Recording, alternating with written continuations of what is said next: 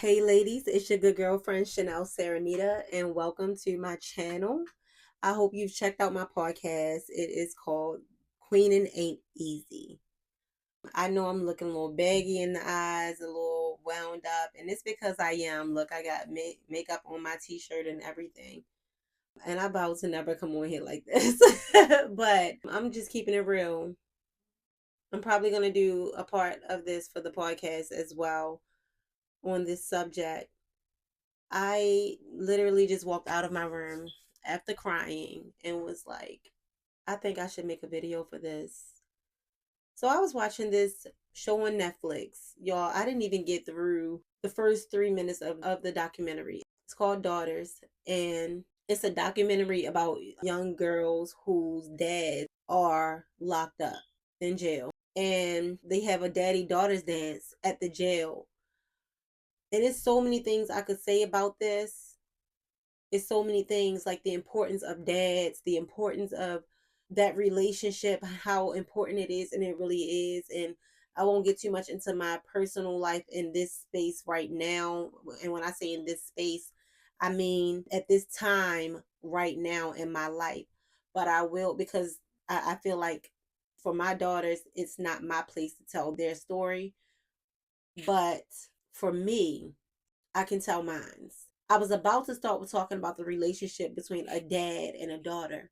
But what happened to me watching the first 2 minutes of that documentary, it made me realize that I am not healed, that the little girl inside of me, she's still hurting. And the more I think that I have grown past things and some things not even realizing was an issue, I'm learning that she's still there. And although I've meditated on the little girl in me, on little Chanel, I realized that there's some places that I don't touch. This place right here of my dad being in jail. When I first started watching this documentary, the emotion that I felt was jealousy. And it was the craziest thing. I felt jealous of these little girls having the opportunity to go to the jail to have a daddy daughters dance with their dad. And then I started seeing flashes of me on the van with my mom on my way to the jail. And then being a teenager and my dad in a jail in another city, and seeing him, having to travel to see him there and not having anything to talk about, not knowing what to say to him. So excited for that moment, but got there and had nothing to say, not realizing that I was like, I still hold something for that part of my life. I felt this emotion of sadness immediately, y'all. I broke down in tears and started crying, not even regular crying. My daughter was like, "What's wrong?"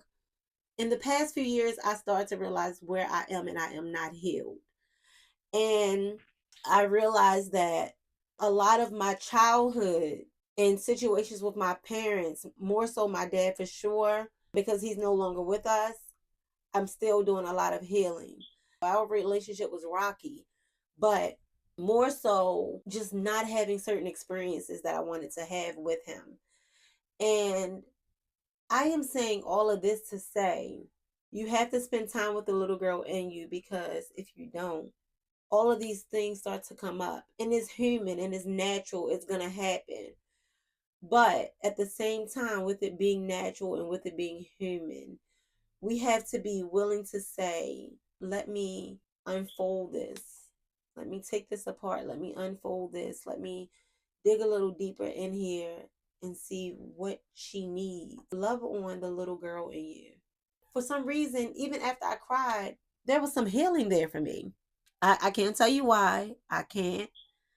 But I know that there was some healing there for me. And I felt like I was cleansed a little bit. But in that moment, the way that I broke down, it just made me realize that I still got some healing to do. So that was the first part of my message. Make sure that, and I know for some people it's hard because some people have traumas from their past, and the little girl, the little boy in them that they are really scared to tap into. And I understand it. I totally get it. But I do know this: healing yourself will be better for you in the long run. I look so sad right now. I do. I look sad right now, but I'm not sad. That made me a little sad, and realizing how it impacted, how it affected me within 3 minutes. That was crazy.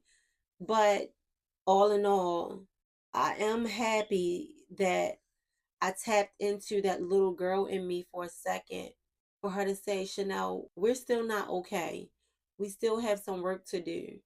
And I know I still have some work to do, because as I grow through life and even dealing with my daughters with situations, my healing will impact them, and it'll also impact the future relationships that I come across.